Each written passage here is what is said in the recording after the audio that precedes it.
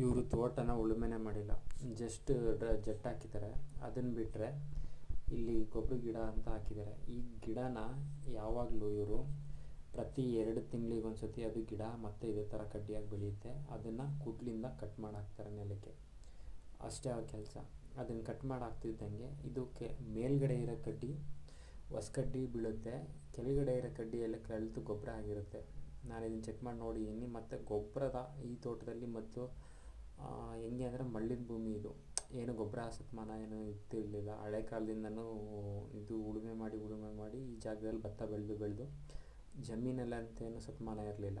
ಇವರು ಇದನ್ನು ಮಾಡೋಕ್ಕೆ ಸ್ಟಾರ್ಟ್ ಮಾಡಾದ್ಮೇಲೆ ಜಮೀನಲ್ಲಿ ಫುಲ್ಲು ಗೊಬ್ಬರ ಬೀಳ್ತಿದೆ. ಯಾವ ಥರ ಅಂದರೆ ಕಡ್ಡಿ ಮೇಲ್ಗಡೆ ಕಡ್ಡಿ ಫುಲ್ ಹೊಸ ಕಡ್ಡಿ ಬಿದ್ದಿದ್ರೆ ಕೆಳಗಡೆ ಹಾಕಿರೋ ಕಡ್ಡಿ ಫುಲ್ ಎಲ್ಲ ಒಂಥರ ಗೊಬ್ಬರ ಆಗಿ ಫುಲ್ಲು ಪುಡಿ ಥರ ಕಾಫಿ ಪುಡಿ ಥರ ಗೊಬ್ಬರ ಆಗಿದೆ.